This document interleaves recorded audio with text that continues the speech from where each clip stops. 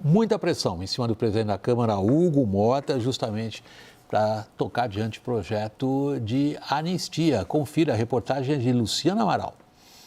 O PP vai apoiar o andamento do perdão aos condenados pelos atos antidemocráticos de 8 de janeiro de 2023. Nos bastidores, o União Brasil também demonstra que vai dar suporte ao tema no plenário.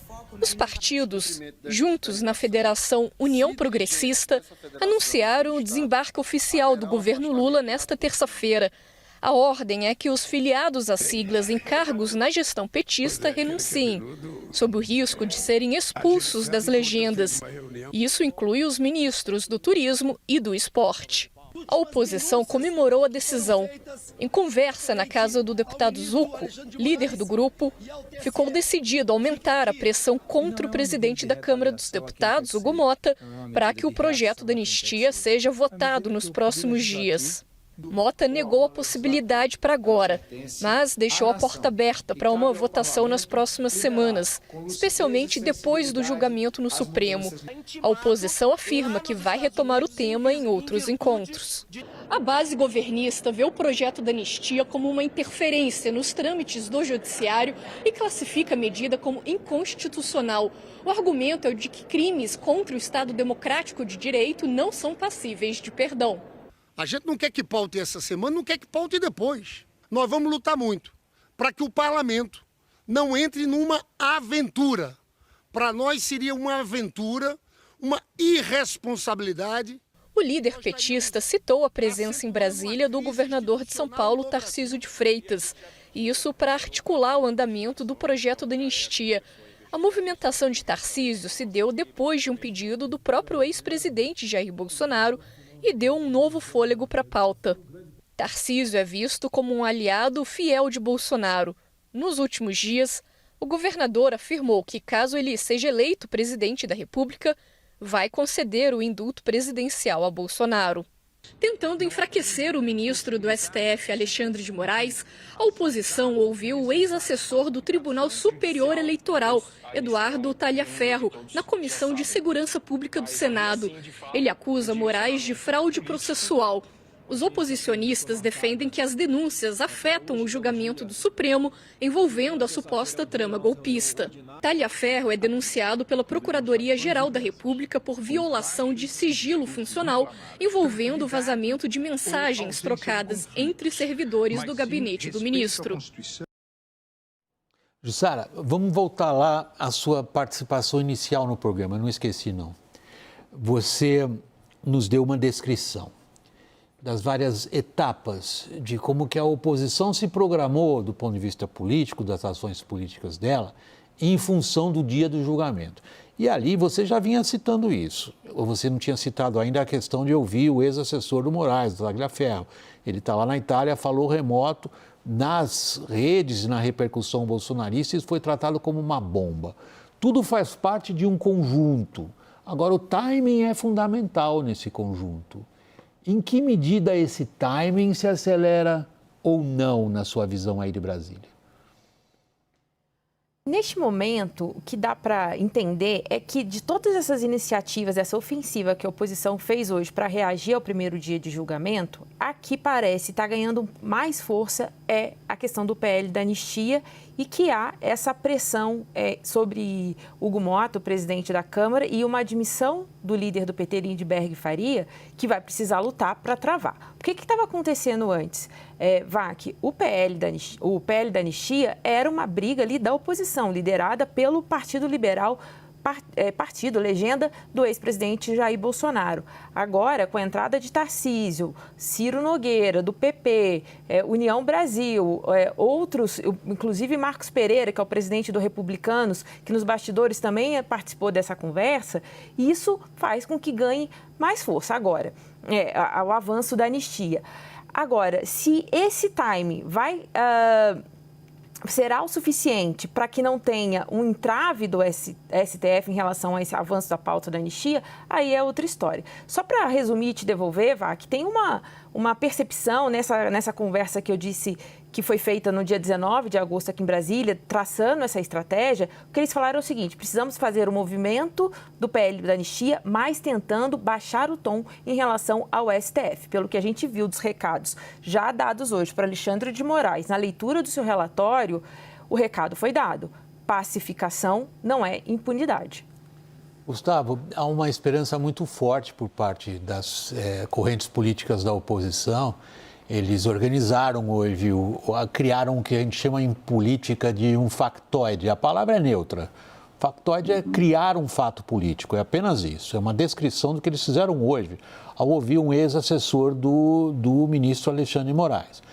Que peso jurídico isso eventualmente teria? Ou é um factoide que morre sozinho? Eu acredito que, por hora, um factoide que vai morrer sozinho. Ele produz efeitos políticos, produz efeitos imediatos dentro de uma bolha na política, William, mas para efeito de comprometimento processual, claro que não. O processo se escora em elementares muito mais rígidas, são vários magistrados julgando uma acusação feita por um órgão independente na ordem democrática, que é o Ministério Público. E, além disso, não há nada que a prioristicamente vincule o ministro relator da ação penal que está em curso. Portanto, como isso, para se gerar um efeito técnico, prático, processual, como isso consumiria muito tempo, é claro que essa alegação é uma alegação mais para a produção de um efeito externo, William. Aquilo cria uma atmosfera de dúvida, retira das cinzas um elemento que pode suscitar dúvidas e isso pode gerar resultados políticos imediatos. Vamos entender que eles estão numa manobra para ampliar a base parlamentar favorável ao projeto de lei de anistia, porque a anistia é um ato do parlamento, diz a Constituição da República. Então, não se trata de uma escolha jurídica anistiar ou não, se trata de uma escolha política feita pelo parlamento. Então, o fato em si me parece um fato oportunisticamente explorado para se gerar um efeito imediato que não se está conseguindo gerar ao longo das últimas semanas, que é a da ampliação da base parlamentar para a aprovação desse manifesto congressual consistente num perdão parlamentar a crimes potencialmente cometidos. Aí está um ponto, Cristiano Noronha. Se a oposição consegue desenvolver aquilo que a gente chama em política de momento, que carregue nessa direção da anistia ou não está conseguindo? Olha, William, aparentemente esse movimento, essa entrada do Tarcísio, sem dúvida nenhuma, pelo peso político dele, fortalece. Agora, é importante observar o seguinte: se o Tarcísio conseguir com que essa anistia seja aprovada, o Tarcísio ele vai ganhar eleitoralmente e politicamente. Politicamente, porque ele vai ter demonstrado uma imensa capacidade política de destravar no Congresso Nacional um projeto que estava com muita resistência, não apenas na Câmara, mas também no Senado. Então, se isso chegar a ser aprovado, isso é um capital político para o Tarcísio extraordinário. Isso mostra que ele já conseguiu trazer para o lado dele, em uma eventual futura aliança, todos esses partidos do chamado Centrão, PSD, Republicanos, PP, PL, União Brasil, enfim, mostrando ali uma capacidade, até sinalizando com uma aliança eleitoral muito forte. Ao mesmo tempo, ele também vai conseguir trazer para o lado dele e até neutralizar algumas resistências que a gente viu crescendo dentro do próprio bolsonarismo em relação a ele, especialmente pessoas próximas ali do Bolsonaro, familiares do Bolsonaro, especialmente o Eduardo.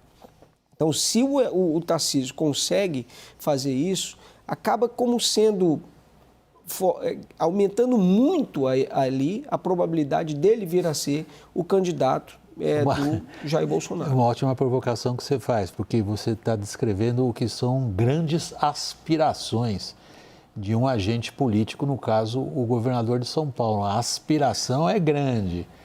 Ele tem os meios para alcançá-las? Ele tem os meios para alcançá-los, sim, William. E eu digo porque tem um acordo que está em curso. É quase que um acordão da direita. O que a gente está assistindo desde ontem, pelo Tarcísio e pelo Centrão, é um grande acordo da direita e do centro e do centrão. No que consiste? Por que o Tarcísio não se declara candidato ou não sai candidato ainda? Justamente porque ele tem a resistência da família, do Eduardo e porque o Bolsonaro tem resistência a ungí-lo candidato. Se ele conseguir isso, o Cristiano coloca, ele consegue furar esse bloqueio, ele dá uma liberdade ou uma amenização de pena para o Jair Bolsonaro, mostra fidelidade, ganha o apoio do filho e o Centrão e a direita ganham um candidato, que não tem. Tudo bem, isso aí é aspiração. Né? Não, esse é o acordo. Mas ele tem os meios para chegar a isso? Então, ele tem os meios porque a maioria do Congresso é de centro e é de direita. E a maioria do Congresso prefere um candidato a presidente competitivo à direita contra o Lula do que ir com o Lula. E eles só não desembarcam em torno de outro candidato porque não existe esse candidato. Agora, esse é o acordo que está em curso. Então, o Tarcísio se mobiliza, se mexe, constrói uma maioria parlamentar que já tem um ambiente propício para isso, e aí fica um acordo que fica bom para os dois lados. Ele consegue sair candidato com o apoio de uma aliança sólida e furando o bloqueio da família. Agora, tem dois problemas aí nesse acordo. Um é o Senado, que o Davi Alcolumbre, presidente do Congresso, está com o Lula, né? Está com o Lula no Amapá, está conseguindo tirar proveito de uma situação afável, para dizer o mínimo, com o Palácio do Planalto, é governista. E segundo, que é o Supremo Tribunal Federal. Eu penso que qualquer acordo por anistia que seja construído no Congresso tem que passar pelo Gilmar Mendes, tem que passar pelo Alexandre de Moraes, porque senão o que vai acontecer? Vai vir o Lindbergh, vai vir o Rogério Correia, vai vir o PT, vai vir o PSOL, vão entrar com uma ação no Supremo Tribunal Federal de inconstitucionalidade dessa anistia. E se o Supremo não for envolvido nessa negociação, o Supremo vai julgar inconstitucional essa anistia. Vamos lá, parece artificialismo, mas não é. Vamos definir as palavras aí que a gente está usando. Acordo supõe um entendimento fechado em torno de uma linha de ação. Está acontecendo, Jussara?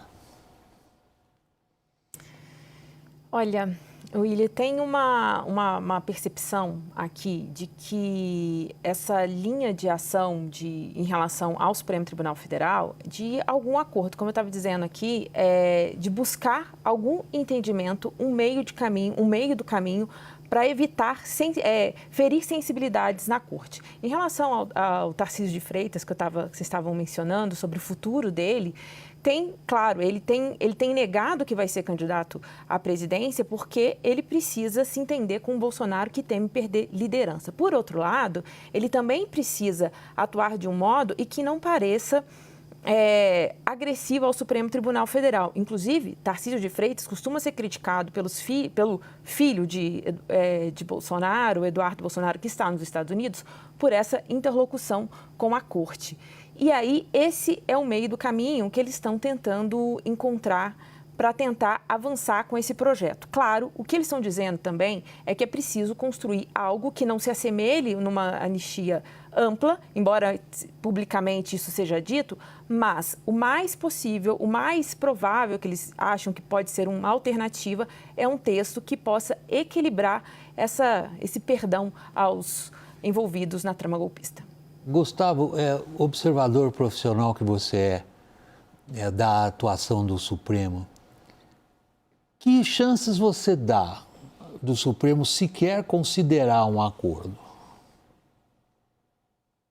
Eu acho que é possível, sim, que aconteça, embora nessa análise atenta, William, eu tenho percebido que o Supremo Tribunal Federal deseja que alguma solução política venha, porque nós estamos falando de 136 anos de história da República, uma república que já começou com um golpe de Estado, com o Marechal Deodoro da Fonseca depondo, destronando o imperador Pedro II, uma república em que os militares tiveram um protagonismo, e se dessa primeira vez condenações pesadas atingirem o alto escalão das Forças Armadas e um ex-presidente da República, olha, talvez o Supremo Tribunal queira que para uma pacificação num futuro próximo, para um arrefecimento de tensões, que venha uma manifestação do parlamento, nem que seja uma manifestação parcial, por exemplo, uma redução de penas, e nós sabemos que no direito de um país democrático, redução de pena se aplica retroativamente. Quando o legislador providencia a redução de pena para um crime, isso se aplica aos já condenados, a lei penal se aplica retroativamente para beneficiar o condenado, o réu. E, portanto, soluções desse naipe abrandam a resistência que se formaria por esses segmentos militares e pela direita brasileira. Talvez lá no fundo o Supremo Tribunal, William, deseje que o parlamento tome uma providência para que as coisas resgatem um tanto da posição desejada de equilíbrio. Porque se vier uma anistia nua e crua, embora a anistia ela seja da competência do Congresso, embora a Constituição aparentemente não vede a concessão da anistia para crimes contra o Estado de Direito, ela diz que o crime contra o Estado de Direito é insuscetível de prescrição e é inafiançável, mas não diz que é insuscetível de anistia, como diz em relação a outros crimes. Aí o Supremo vai ter que se valer da teoria das limitações implícitas de poder, William, para dizer que é implícito no texto da Constituição que é vedado ao Congresso conceder anistia para crimes contra a democracia. Isso exigiria um esforço interpretativo do Supremo que o colocaria ainda no posicionamento de tensão. Acho que ele demanda e deseja que uma solução pacífica vinda da política aconteça, William.